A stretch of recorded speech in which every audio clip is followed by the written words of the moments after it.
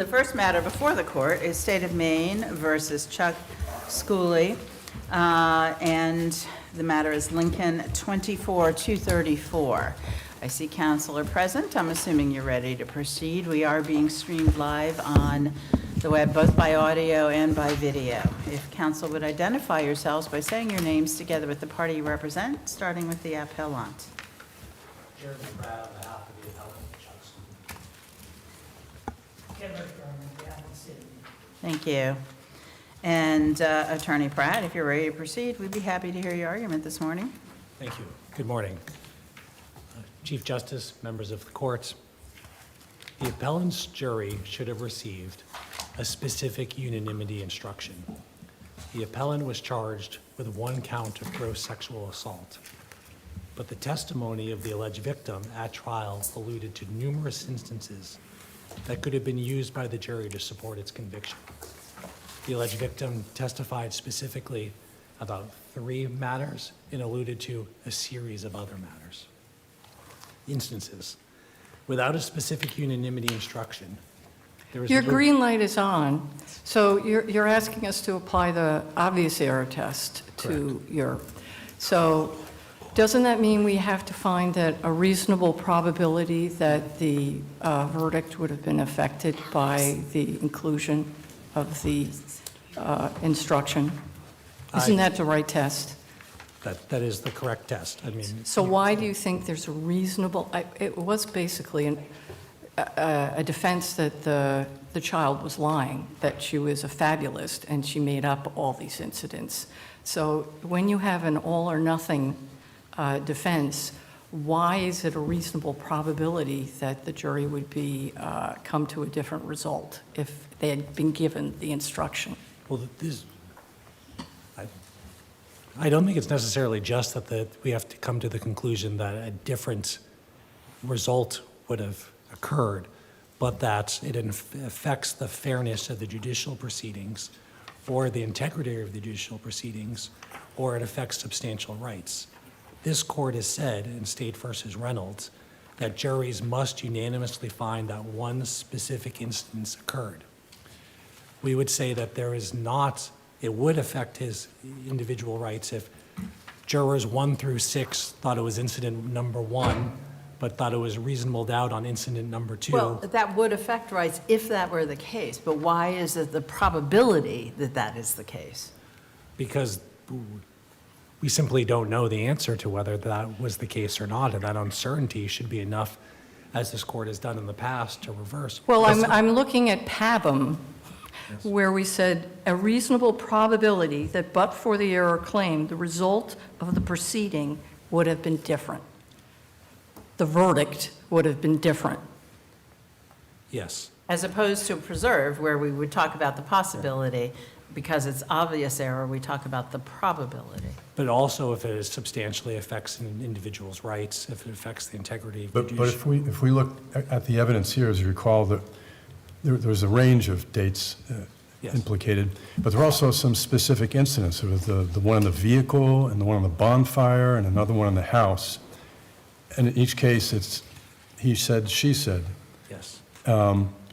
And if the jury found her not credible on one but credible on the other, it doesn't make any sense in the larger scale of things. I mean, they're either he's right or she's right, and we have 3 specific incidents there. I don't think we can assume that. I don't see why there couldn't have been a conclusion by some juror members that the one in the vehicle they found credible. She's but telling the one- truth there, but not over here. I have no idea because I'm not in the jury room, and I don't think that we should But speculate is it as to why. or Probable how. that anything like that happened? I mean, looking at the evidence, it looks like it's an all or nothing. Well, there was a jury note that was sent out as well saying we were struggling with we have a question about unanimity, about being unanimous, whether they're. But that may have been a holdout. There may have been one juror was holding out. But why isn't We're very skeptical about inferring what notes from the jury say, because they can mean so many things. Right, but I don't think it's reasonable to assume that it was simply about there was one holdout, while it's equally reasonable that there was 1, 2, 3, 4, 5 people who thought it was related to one incident and the other members thought it was related to But you're another. using the word speculation, and don't we need more than speculation as to the impact of the jury Why? to determine reasonable probability? Well, this court's jurisprudence on this issue seems to be very clear.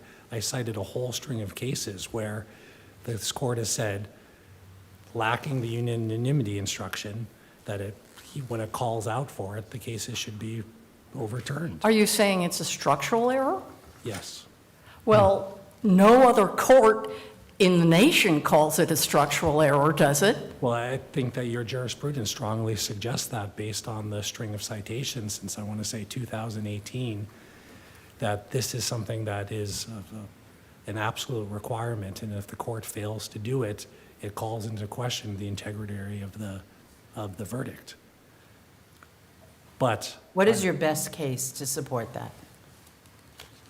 The idea that it's structural error. I mean, let's be clear. There's no question that had it been requested, it probably would have been error not to have given the Certainly. instruction. It's just a I mean, question. there's a series, I would say Reynolds, Chase, Russell's.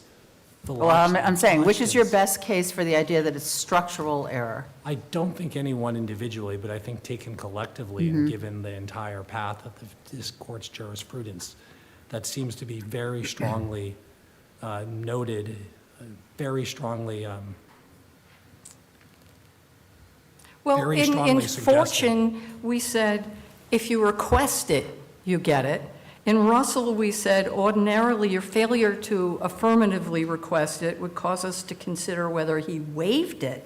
And noted that in Fortune, we said, on request, you get it, with the emphasis on request. So there isn't this long string of case law that says it's structural, is there?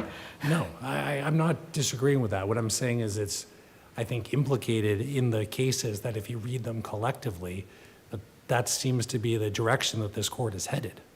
Maybe I'm wrong, and it sounds like, based on Justice Connor's comments, that I'm wrong, that is the direction that this court is headed.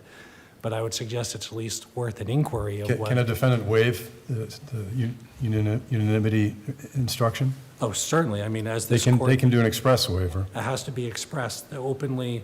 I think it's in Foster that this court has said that the party needs to openly acquiesce to it. And in this case, there was no open acquiescence to the waiver of the... So if the rule of law that you're advocating for is if there's no express waiver on the record, and there is a range of dates suggested, that in all cases, there must be a specific unanimity instruction. Yes. Okay.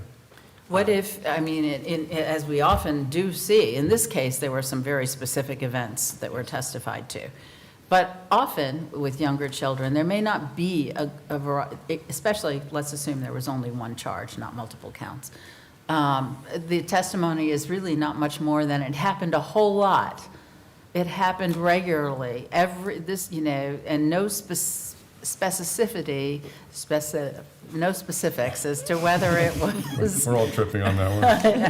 as to whether it, if the indictment says sometime in the year, 2023, and the child testifies it happened every weekend, I mean, how do you give a specific unanimity instruction in that circumstance? Well, I think a lot of it depends on what the charging instrument itself looks like and what the state chooses to do for charges. Sometimes I see, like the state does, where it says between, these 18-month period.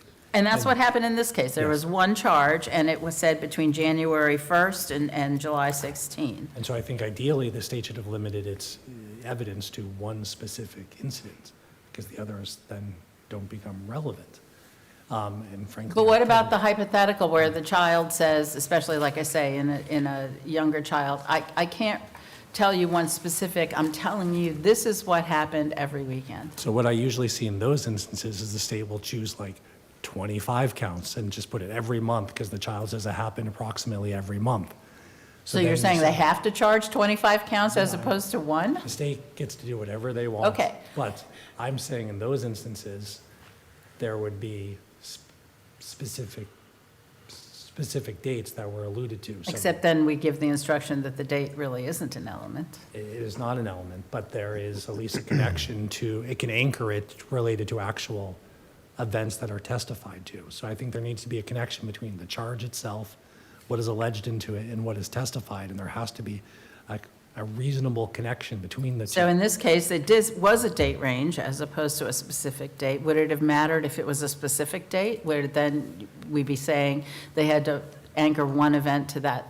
No, what I'm saying is what is important here is there's one alleged incident, and that they cannot then at trial, if they're going to bring up and allowed to be admitted into evidence through the alleged victim, a multitude of other events, there has to be a specific unanimity instruction, because there can be disagreement, reasonable disagreement within the jury as to what the guilty finding is in So relation. can we go back to where we started then, Yes. which is assuming this is an obvious error standard of review, what is your best argument that based on the evidence here, there's a reasonable probability that the failure to give that instruction affected the outcome? I think one of the arguments is that the jury was sent a note back specifically asking about the issue relating to being unanimous. But you said earlier, we don't know what that means. It could We mean don't. one thing, it could mean the other. So if it's obvious error, your burden is to show a reasonable probability. I think that there's a reasonable probability that we simply we cannot anchor ourselves in the certainty of this verdict. But what's the probability that the jury believed the child as to one incident but not another? I can't say, except I feel like I'm repeating myself, and I apologize, except anchoring that in the verdict, in the note that the jury sent out. Well, you've got Awesome. 53 seconds. Do you want to talk about your second argument?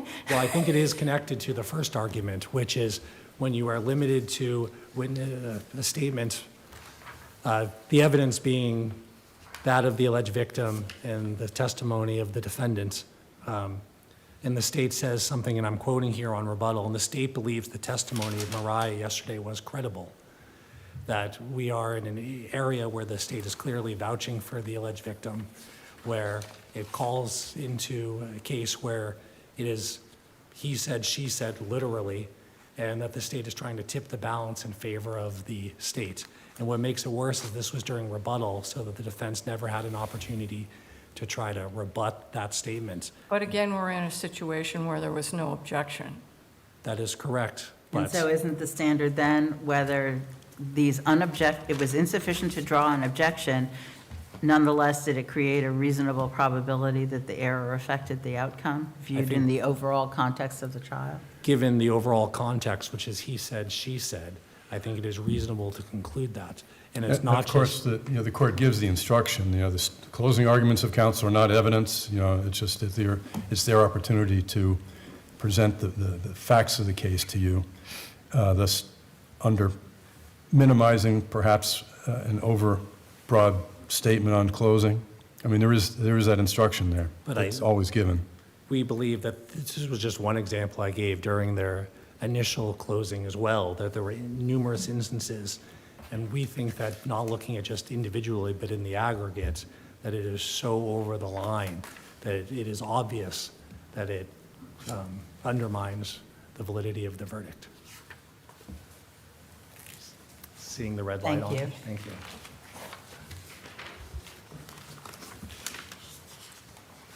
Attorney Murdock?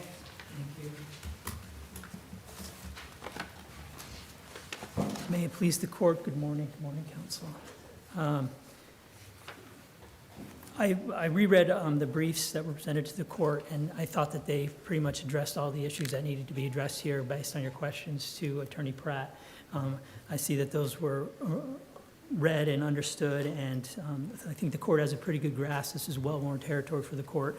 I have reserved just a couple of minutes here, 3 minutes, to address just certain issues. I believe this is a fact-specific inquiry that we're going to go into today. The state doesn't believe we even get to the obvious error standard or the instruction unanimity. The state obviously believes that that was waived by counsel during the course of the trial. The state would refer to, and I know the court knows this, but in Cleves, it is within the purview of the defense to waive the instructions as a matter of trial strategy. And after that waiver, there's no invitation for a counsel to change trial or instruction request strategy when the results of the original strategy don't turn out as they predicted. I noticed from some of the questions that the court realizes that this was an all-or-nothing strategy by the defense counsel, in this case, by Mr. Schooley. And to address that issue, and I think that there's ample evidence for that in the trial transcript. And I would also like to just briefly point out that in Ford, although the attorneys, this court stated that although attorney-specific reasoning is not part of the record, it is arguable, it is reasonable to assume that they may have eschewed defense theories that might strain credulity or otherwise conflict with defenses more likely to succeed. I think that's important because in this case, as the court may remember from the transcript, and on page 195, the court says that that we discussed jury instructions in chambers. The court is giving each of the attorneys an updated draft after the discussion, and there were no objections to those instructions at that point. And in addition, on the transcript at page 211, Mr. Schooley, or counsel for Mr. Schooley, states the state has to prove, and this is in his closing to the jury, the state has to prove a specific event occurred. And if we go to Alexander's jury instructions, the jury instruction for the unanimity is that the defendant, you must all agree beyond a reasonable doubt the defendant committed the crime, whatever it is, on at least one specific occasion. The counsel and Mr. Schooley almost state verbatim the unanimity instruction in his closing. So counsel is clearly familiar with the rule, the statute, or the instruction. And counsel is also familiar that, as I stated in my brief, that the jury instructions are not some fixed North Star that are not subject to any kind of input from counsel. There was input made, and that was accepted. Counsel, I see that the green light is on. Yes, ma'am. Are you suggesting that whenever the defendant does not request an instruction and then indicates that there's generally no objection to the instructions, because every time the judge says that at the end, right? Correct. Okay, any other objections or any objections? And no, I don't have any other objections. That is always a waiver as opposed to obvious error, despite our many cases reviewing a failure to request instructions on an obvious error basis? I'm not saying it always. I'm saying it's a fact-specific analysis. Well, but you also just said that in this case, at page 211, defense counsel specifically argued to the jury that the state has to prove a specific event occurred. That certainly undermines any argument that there was an intentional waiver or that somehow that was inconsistent with the theory in this case, doesn't it? I wouldn't agree with that. I would say that it shows that he has knowledge of exactly what needs to be proven by the state, and that if he had wanted to request that, he could. From my perspective, he didn't request it, knows it's available, and had mentioned it to the jury. But without specific unanimity instruction, the state could look at a series of alleged offenses that took place and allege them like this, and knowing that, well, incident A is kind of shaky because of this and that. Ooh, incident B is kind of shaky before that. Incident C is kind of shaky. But let's just throw them all in there, and if they don't request a specific unanimity instruction, as long as we kind of get somebody on each case, we can win the case, and when in fact the state shouldn't under those circumstances. That's correct, and as a trial strategy, I don't know how other districts operate, but if I had specific instances that were good and credible, I would charge separate offenses. Okay. It's So are when you run into- suggesting that the separate instances in this case were not good and credible? I'm suggesting that. Since only one charge was brought? No, what I'm suggesting is that these cases evolve over a period of time. As we know, the victims in these cases, after these events and after they've come to light, get into counseling. They start to remember things better. They start to have a stronger voice. And in some instances, you get the initial investigation reveals that a series of events happened. I can't really remember what they were. They happened all the Right, time. and we well understand the difficulty with young victims, and it's a very difficult standard. But to use the scattergun approach, if that, I'm not saying that happened here, but a state could use scattergun saying, well, we got a bunch of these incidents here, they're fairly specific, but each one has some weaknesses to it. Without, I'll ask you, without a specific unanimity instruction, doesn't that create a probability that this circumstance may take place, that they didn't all agree on one? It does, and I think if you get past the waiver argument that the state is making here, this required a unanimity instruction. I mean, But it's are a- you saying that it's obvious error? Are you conceding? No. What I'm saying is you don't even get there. Well, let's assume, let's clarify this, because let's assume we think it is an obvious error review and it is not waived. Do you concede it's obvious error? It is obvious error. Thank you.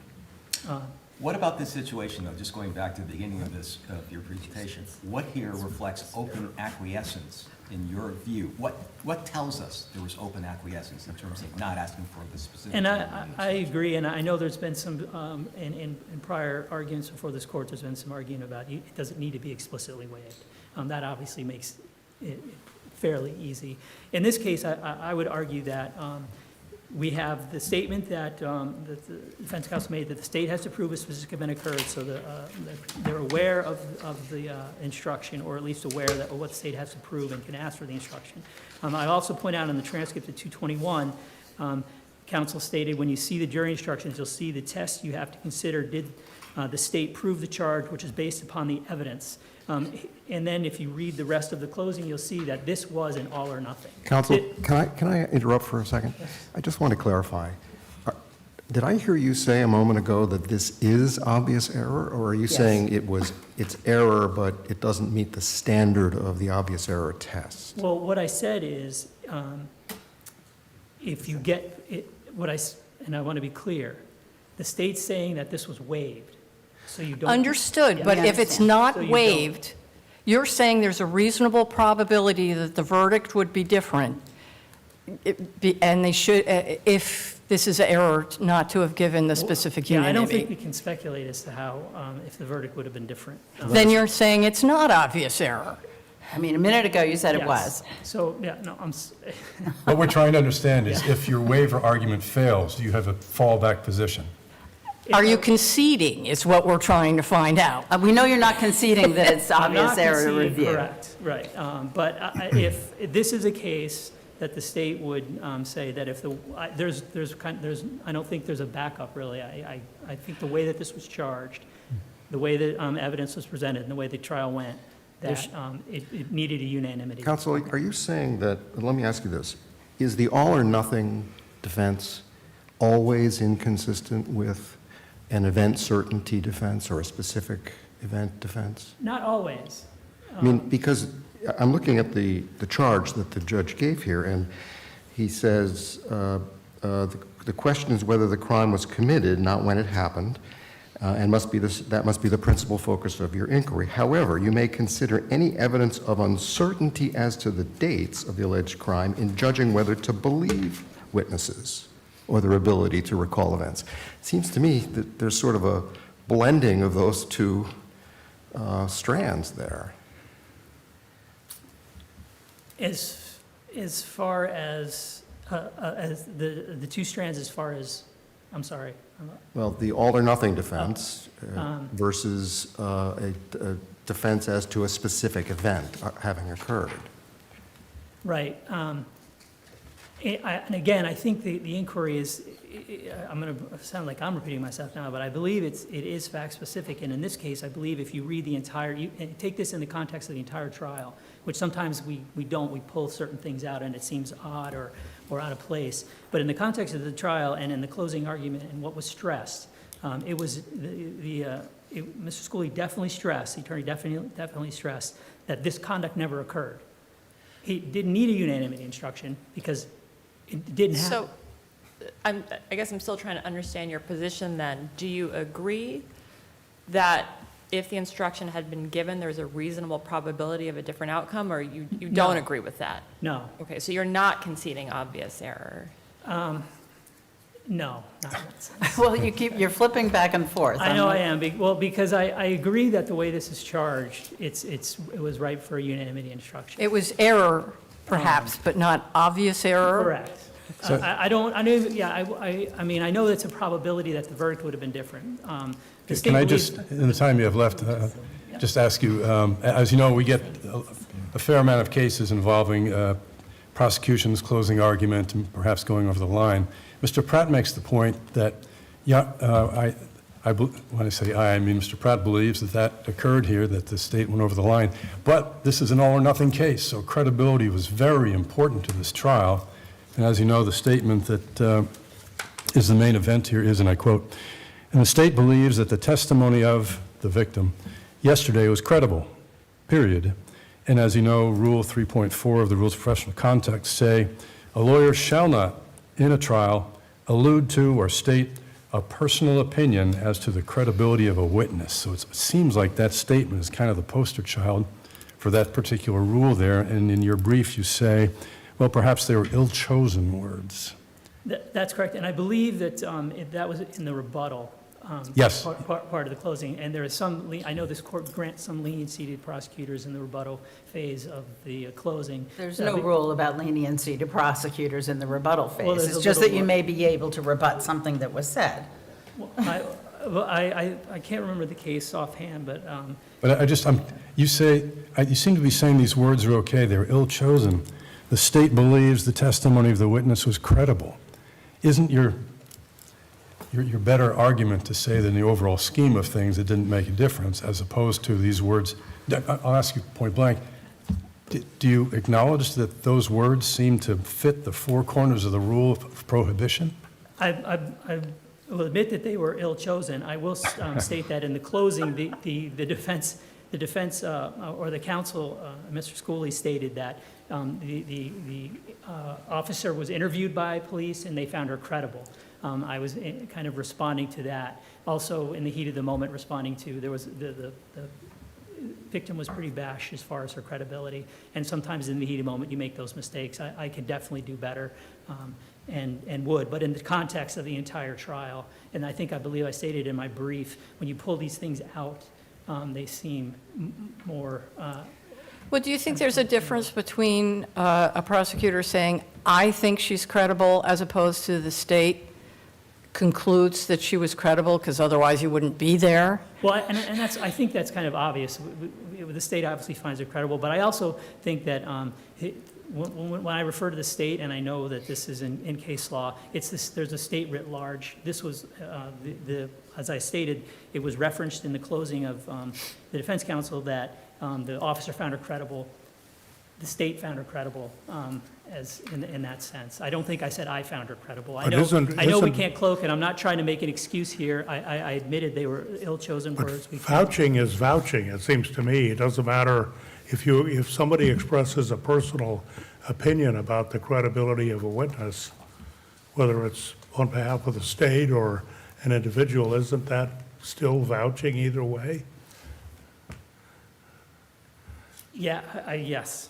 I mean, I didn't intend it to be that way. It was in the heat of the moment. It's in the larger context of the trial. Didn't you also argue there was some wasn't mitigation here in terms of, as you were saying, in the context of the total closing argument by the state, in terms of talking about it's still up to the jury to make the determination? It's still up to the jury. It wasn't objected to. There was an objection at my closing, and so they were paying attention. And we went up and had a sidebar on it. The court may remember. So it's not like it was a free-for-all here and nobody was paying attention. This wasn't objected to, and there was no cure. The court didn't feel it necessary to cure the statement, and I think that shows that within the context of the entire argument and trial, that it didn't rise to any sort of level that would have influenced the jury. Thank you. Thank you. Attorney Pratt, I believe you reserve some time for rebuttal. This court has numerous times has used the words against me that I've said during my oral argument. I would like to point out, and I will speak quickly because I have a lot I want to cover. According to the clock at 11:01, Mr. Murdoch conceded that there was Oh, he obvious error. backed up, though, didn't he? But then he he came also, back at around. 11:03, said, a quote, this needed a unanimity instruction.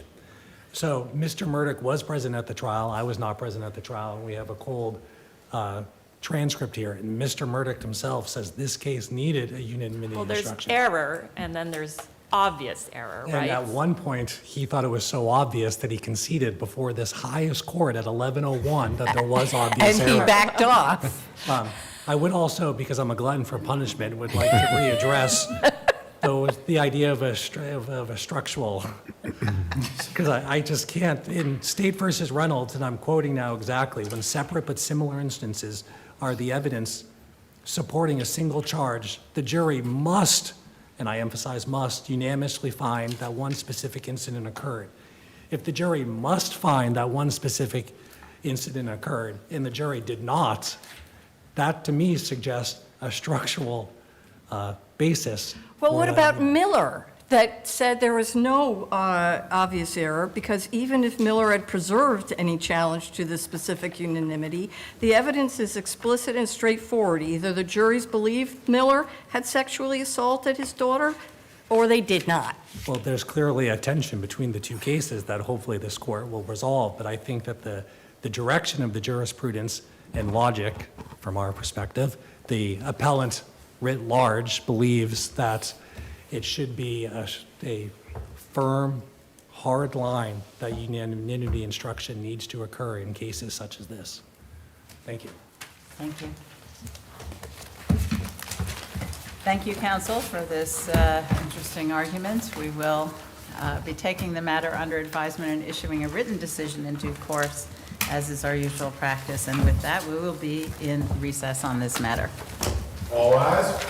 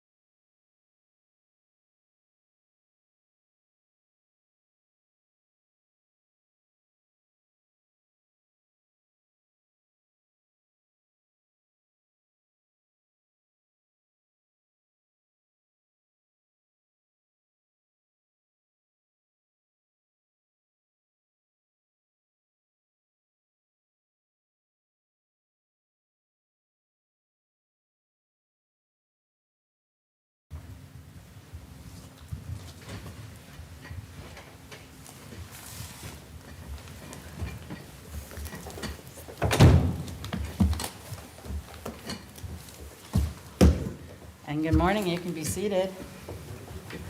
The matter before the court is Somerset 24-390, State of Maine versus Neil MacLean, not the district attorney. I see counsel are present. I'm assuming you're ready to proceed. We are being streamed on the web, both by audio and by video. Counsel, if you would start by identifying yourselves for the record, together with the party you represent. Kurt Peterson for the appellant, Neil MacLean. Good morning, Michael Madigan for the state. Thank you. And Attorney Peterson, if you're ready to proceed, we'd be happy to hear your argument this morning. Thank you, Your Honor. Good morning. This is an arson and attempted murder case. This lasted 6 hours. And in the course of that 6 hours, there were a number of errors that we assert caused the jury to return a verdict of guilty. This was a very truncated trial for an attempted murder, an arson case. Can I see the green light is on. Can we go to the issue about the abnormal condition of mind? Yes, Your Honor. I mean, in this case, first of all, there was no expert testimony, correct? That's correct. Trying to, even if he had mental health issues, there was no expert drawing a straight line between those issues and his ability to form the requisite mens rea, correct? Correct, Your Honor.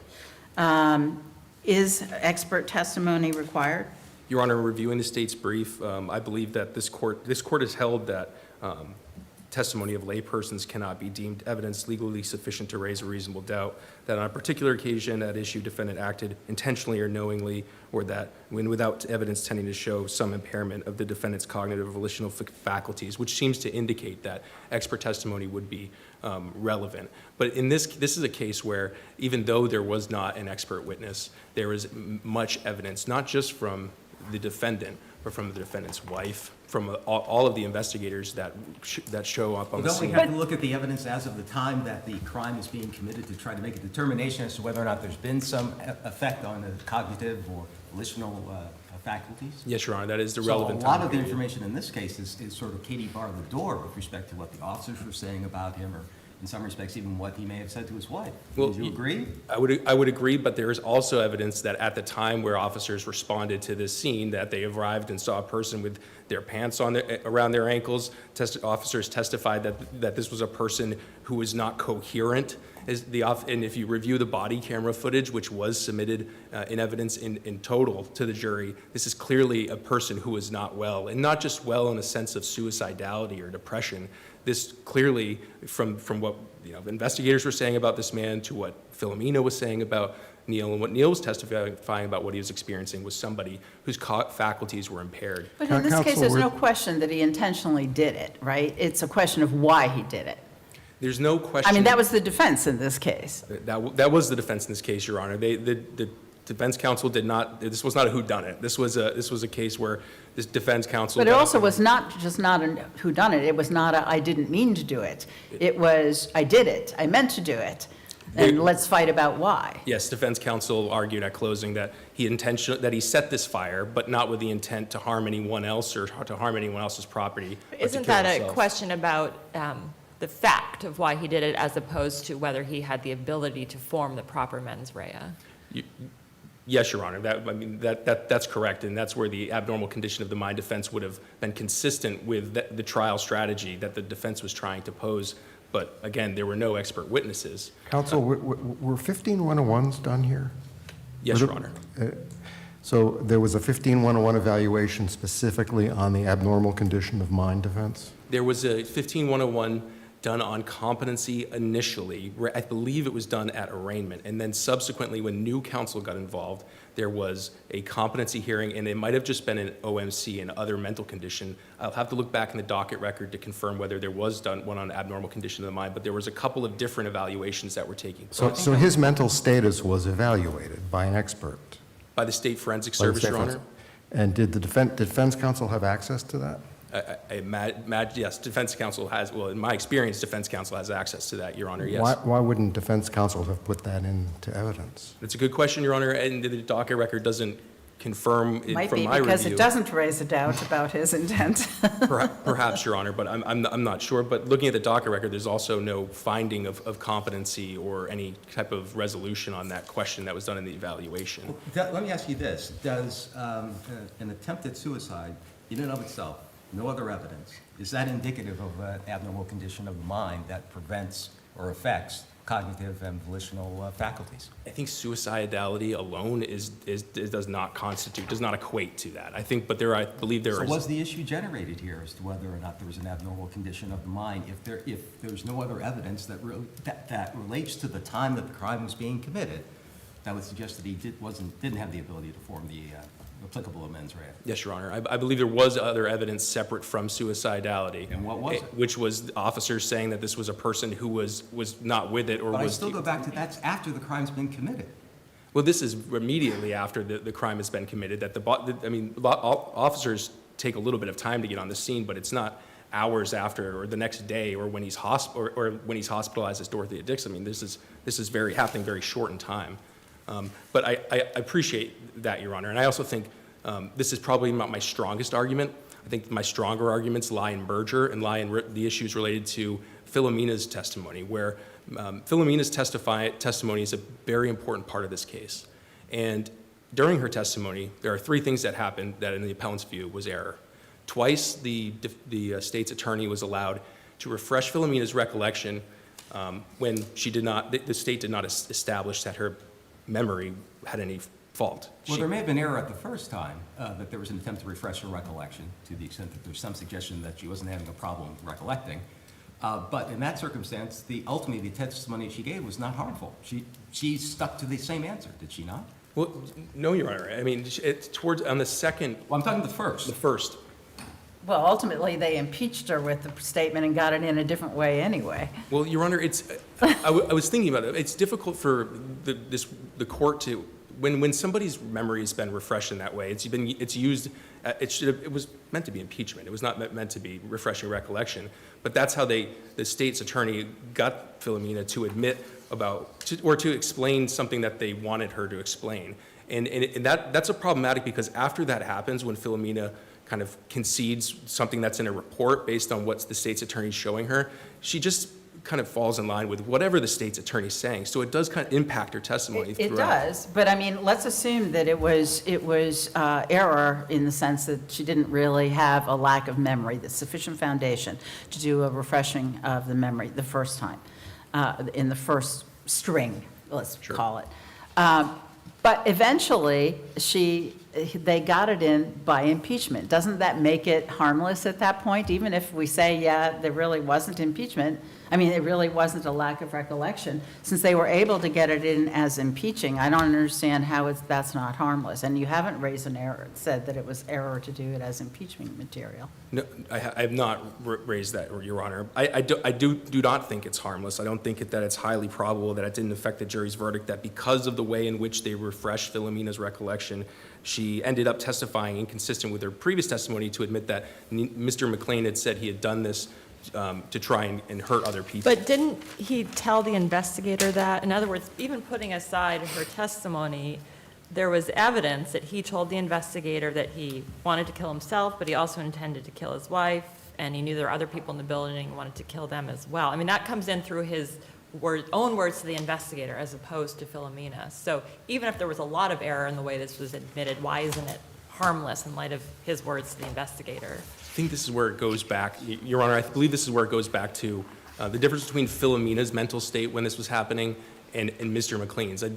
What the defense counsel argued is that Neil was not well when this was happening. So his statements about what he's saying immediately after this event have less reliability because of his mental state. Well, but her statements are also about what he said, right? It's just two routes into what the defendant said about what happened. One of which is the defendant's wife, who is well and initially not giving the state what they want and they're answering, and then as a result of an improper foundation not being laid on refreshing recollection, that's how it comes in. And that's the problem, is it's corroborating evidence, it's Philomena in addition to the defendant stating this.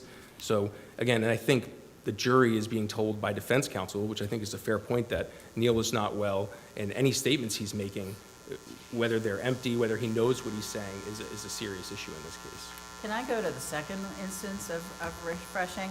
I mean, the question, the precise question was not good, I will say, but it says, Mrs. MacLean, during the fire, do you recall any other statements that Mr. MacLean stated about the fire? And the answer is no. I mean, isn't it fair to say that that can really be interpreted, that can be, it doesn't have to be, but it can be interpreted as I don't remember what he said. It could be, Your Honor, but it's the But state. isn't that enough isn't that, it could be what it purports to be? Isn't that all you need for the foundation to then ask the next question? I agree it can be interpreted differently than that. But when we talk about foundation, and that's what lack of memory is in order to refresh recollection, we don't require evidence that establishes it. We require simply enough, enough to make a foundation, doesn't have to be absolute. The state, or the person posing the question who's trying to lay a foundation, they have the burden of establishing that there's a lack of memory. They In do, this question- and the judge obviously interpreted that question as eliciting exactly that. And that isn't that one, it may not be the only, but isn't that one reasonable interpretation? Not enough to establish a strong enough foundation to allow them to refresh her recollection. And is there any case that says that if a question can be interpreted one of two ways, one of which gives you the foundation and the other doesn't, that that's not good enough? Your Honor, I would just rely on the clear error and abuse of discretion standard in this case. I mean, the question, she answers, and it's consistent with her prior questions. So reading this. Wasn't that a problem then, if you're saying it's clear error, or if I'm saying, well, it seems to me, I read it, and I was like, she just said she didn't have any memory. Your Honor, it's a responsive question about whether or not she recalls any other statements about the fire, not about whether she remembers something. It's about, do you remember any other statements being made about the fire? No. Well, That it doesn't say establish a being failure. made, it says, do you recall any other statements? Right, that Mr. MacLean stated about the fire. Right. No, that there were no other statements. And sure, the Well, question. she doesn't say, no, there were no other statements. She Sure, Your says, Honor. no, I don't recall. Your Honor, the answer did not clarify that, neither did the question. But again, it's not the defense's burden in this case. It's the state's burden to establish a foundation, and that wasn't done with this question. You got 1 minute and 22 seconds. Your Honor, I'd just point out, I have a little bit of rebuttal time, so I'll save it to address any statements made by my colleague and friend here. I remember, yes. But I would also note that I believe we have an agreement on the issue related to merger here, that it should be sent back for resentencing with the trial court, and I'd be happy to address the court on Do you think it all merges? Yes, Your Honor, I believe, Why does the attempted murder and the arson merge? it's just, Your Honor, it's based on the same act, the same offense, and any of the mens rea of. You can have multiple crimes based on the same act. Doesn't one require a fire or explosion and the other doesn't? So why would they merge? I know the state has We know the state conceded that. conceded, they did, but I'm just wondering why. Why the. And Why you- did- Don't the defenses, the attempted murder as opposed to the arsons, don't they require different elements? Isn't that the test? Well, that is the test, but I was looking for the state's recent case in State v. Ali, where it talks about if the jury could have found that the same conduct formed the basis for both verdicts, then convictions for both offenses violate double jeopardy and more merger is required. In this case. Well, it's clear on the arsons, but the question is on the attempted, and you both agree on the arsons, but you believe that all three charges. Yes, Your Honor. Thank you, Your Honor. Thank you. Attorney Madigan, would you like to be heard? Good morning. Do you really think, you have the green light, do you really think the attempted murder is merged into the arsons? Following the same logic, I do, and obviously the state conceded that point clearly as to the arsons. They were charged in the alternative. My apologies, I don't quite have Attorney Peterson's height. But from the state's perspective, it was a single act. I think that the court on remand can very clearly distinguish, when it comes to resentencing on this, the fact that attempted murder does have both a culpability to it, a culpable state of mind, additional mens rea, and that would be addressed through however the court chose to construct sentencing on the matter, but in looking, the state cited Armstrong, which was my understanding is a controlling case prior to this. That was a murder as well as a robbery, and there are clearly different elements to both murder and robbery. They do overlap in committing robbery with felonious work just skipped my head. Wasn't that a felony murder, though? Correct. And So- that might make a difference. That might be a little bit of a difference, but from the state's perspective, going back and arguing sentencing on this, it was in fact a single act. There was no separate act. There might have been different mens rea, there was different intent, different purpose to the act that made it different crimes, but I believe Can I they ask you could. then, when you're talking about mens rea, in footnote 1 in your brief, page 11, it says that arson is a strict liability crime. I didn't understand that. Because in this case, of course, although it does, the first sentence is, starting the fire, it has to be done with the intent to damage or destroy property or recklessly endangering a person or property of another. So why wouldn't abnormal condition of mind also go to the arson? I do not believe it does because of the beginning language of the arson statute, which is clear that the person need not intentionally, knowingly, or recklessly start or cause a fire or explosion. That's true, but it has to be done with an intent or recklessly endangering. Reading the statute, the state's position is that the act itself, committing the act is clearly, there's no intent. It's you did it or you didn't do it. It is the fallout from the act, and that's where the arson statute breaks down. Did you do it for a purpose of insurance proceeds? Or did you do it which in a way that recklessly endangers somebody else? I guess what I'm struggling with, if somebody had an abnormal condition of mind that meant they really were they couldn't form any intent, let's assume that were the case. You have an expert, says that. They were completely and utterly incapable of forming any intent. They started a fire. Isn't that appropriate evidence to talk about whether they intended to damage or destroy property, or whether they thought the fire was just a pretty light that would help them go to heaven in rapture? Hopefully, at that point, Your Honor, we would have had multiple Title 15 evaluations, and we would be nowhere near the presence of this court.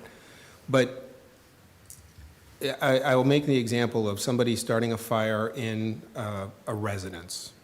Not necessarily Mr. MacLean or these facts, but starting a fire inside a residence on a bed in a residence, which I realize are these facts, versus starting a fire in a fire pit out in the backyard.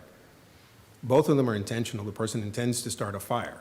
Starting a fire in the fire pit in the backyard does not recklessly create a risk to anybody else, because if we look at the common understanding of recklessly.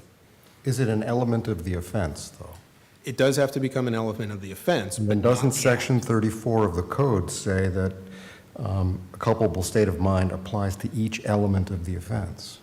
So for the second part of this, and that's the state's distinguishing, is the second part of this, is there is where the reckless would apply to the second step. In order to get to that second step, the state would need to prove that an individual did in fact start or cause a fire or explosion. So why wouldn't the abnormal condition of the mind be relevant with respect to that element?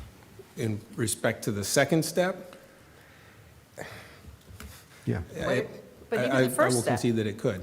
but even the first step, if you accidentally start a fire, and in the end, it does in fact endanger, I mean, isn't there a question about whether you, in terms of, is that sufficient?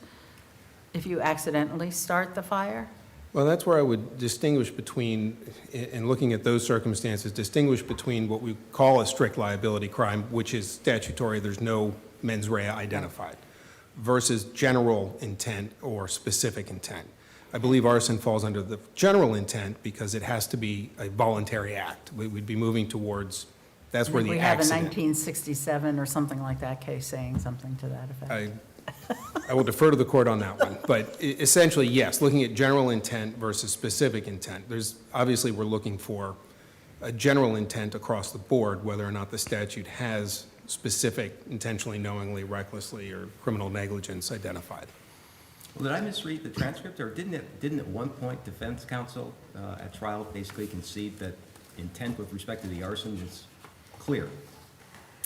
That is my understanding. I do not have that memorized as much as I should, but that is my understanding that But that's They the were not challenging. intent to start the fire? Yes. Yeah.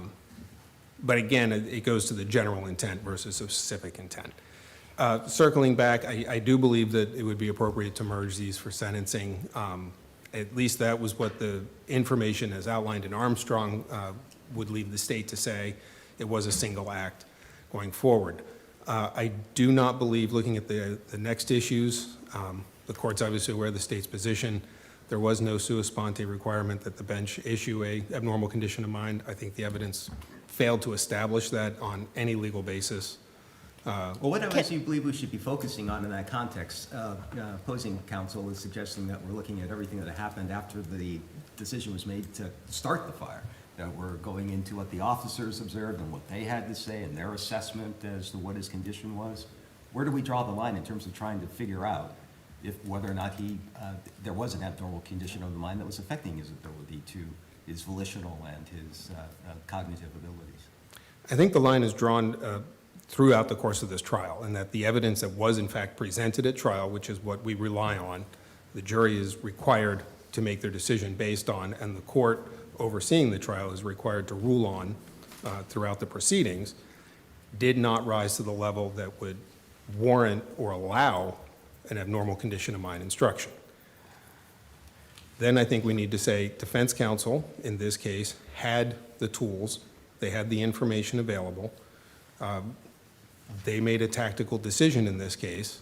Well, that was my question. Can we draw any inference? You seem to be suggesting that we could or should draw an inference from the fact that Title 15 evaluations were done and then the defense didn't raise this issue. Is that your position?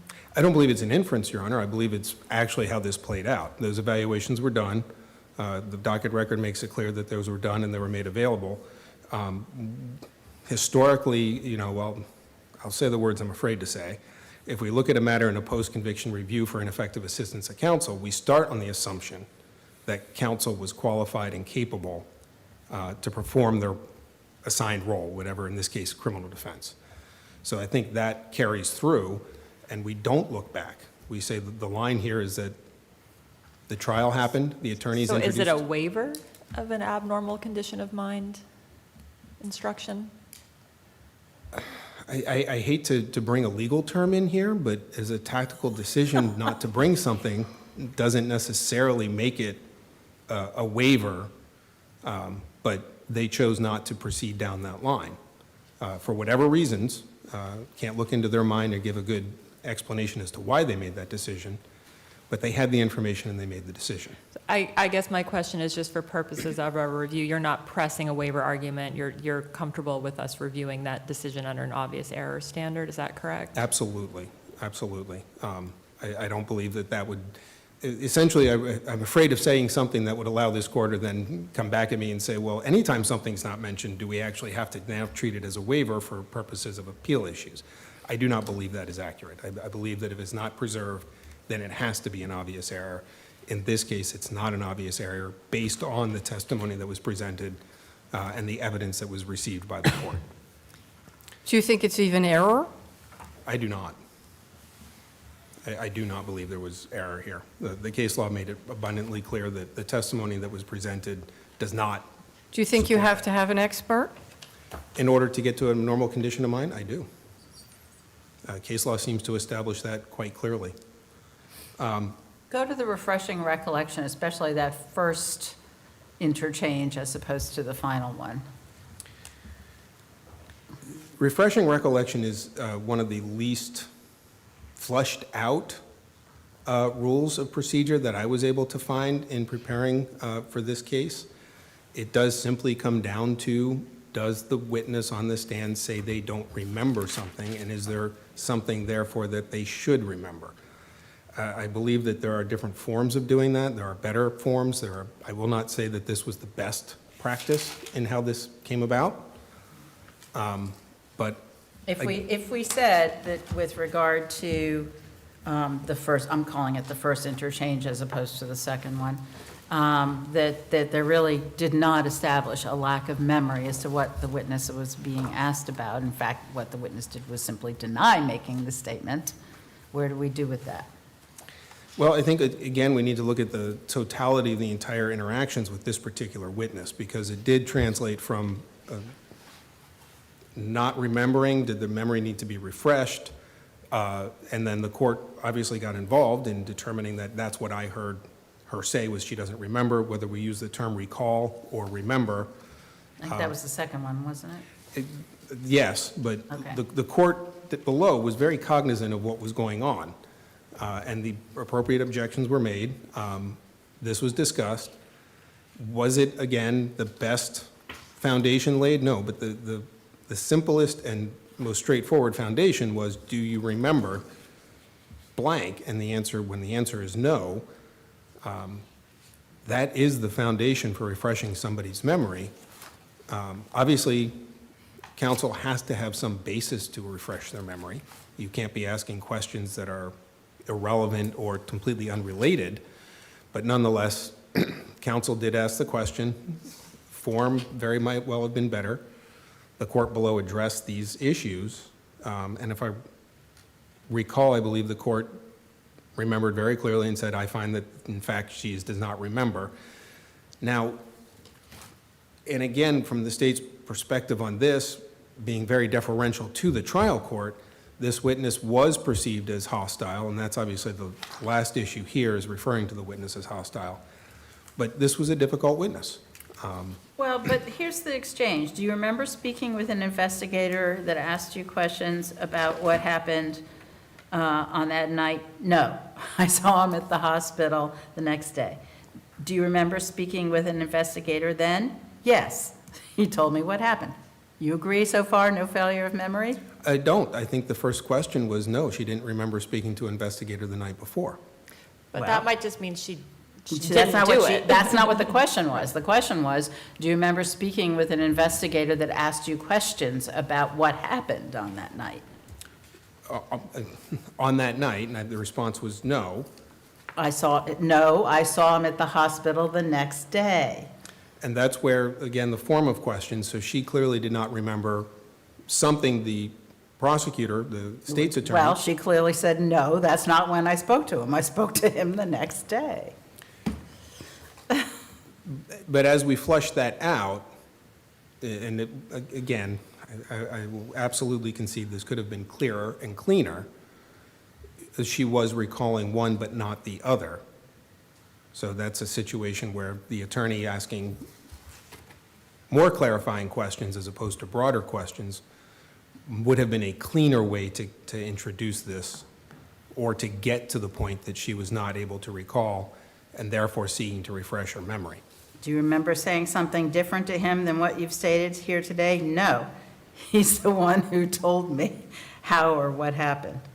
Next question, would looking at the report refresh your recollection?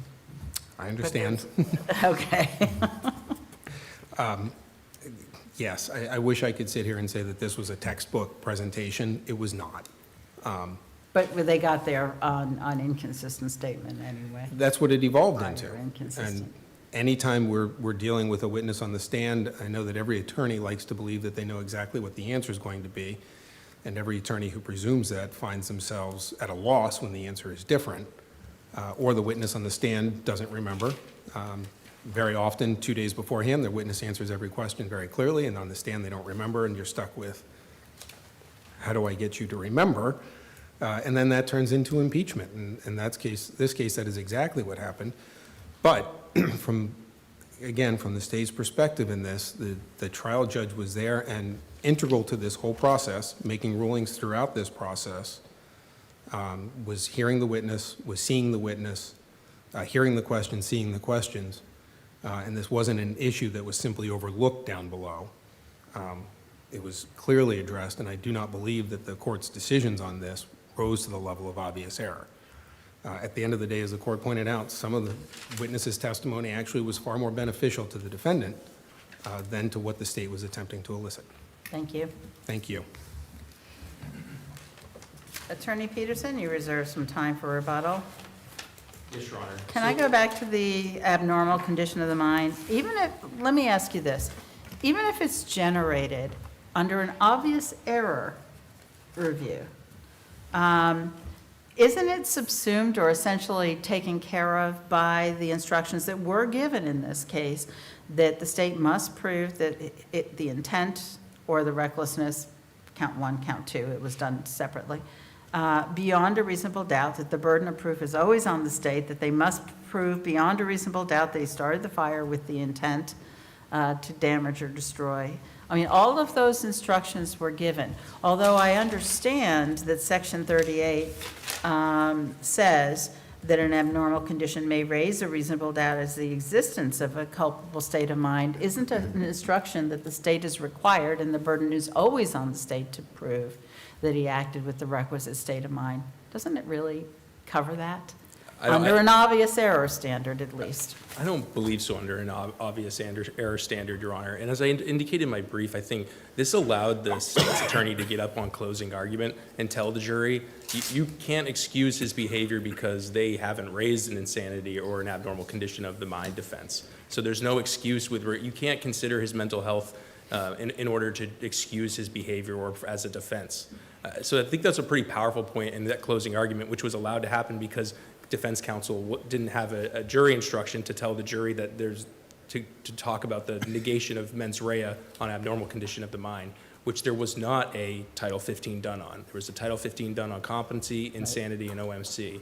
And further on that point, Your Honor, the code doesn't define what constitutes an abnormal condition of the mind because, and this court has held, and that's because the phrase is one of common usage and understanding. So if this is one of common usage and understanding, why is expert testimony a necessity in order to generate that instruction? So I think this court should review whether or not this trial court should have sua sponte instructed the jury on the abnormal condition of the mind. As the case law has come down, it suggested that relying on lay testimony that doesn't make a link between the condition, the purported condition, and the actions related to the condition of the crime, that's where the difficulty arises, and we've been warned to be cognizant of that fact and to be wary of that. The trial courts, I should say. Yes, Your Honor. And the courts also articulated that they needed to be, that they're conscientious about not overstepping on trial counsel's strategy. But again, in this case, this isn't a situation where there's a second bite at the apple where, oh, our trial strategy didn't pan out in the first instance, we want to go a different direction, like when someone brings forth an insanity or a competing harms defense and thinks, oh, it should have been an abnormal condition of mind. A normal condition of mind was consistent with the defense's trial strategy and their closing argument. And that's why I think that there was an error, an obvious error in this case. Thank you, Your Honors. Thank you.